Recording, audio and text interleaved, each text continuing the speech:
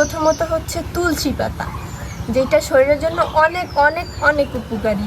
তারপর হচ্ছে আমরা নিচ্ছি জলপাইয়ের কচি কচি যে ফুলগুলো আর জলপাইয়ের কচি কচি পাতা, এটাও শরীরের জন্য অনেক উপকারী, রোগ প্রতিরোধে অনেক সহায়তা করে। তারপর হচ্ছে আমরা নিচ্ছি কচি কচি আমড়া পাতা প্লাস লেবু, এটা গুরুত্বপূর্ণ একটা জিনিস। তারপর হচ্ছে নিয়েছি তিসির বীজ, জানি না এগুলো চেনেন কি না, এগুলোও অনেক উপকারী, এটা সবচেয়ে বেশি উপকারী। তারপর হচ্ছে সবচেয়ে গুরুত্বপূর্ণ জিনিস হচ্ছে নিম পাতা, ঠিক আছে। এইটার তো গুণাগুণ সম্পর্কে আপনাদেরকে কি বলবো, কম বেশি সবাই আপনারা জানেন। তারপর হচ্ছে নিয়েছি আমরা মেথি।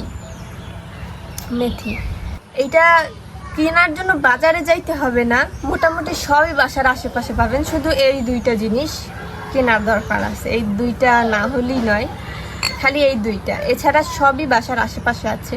সো আমরা পরিমাণ মতো এক একটা করে নিব।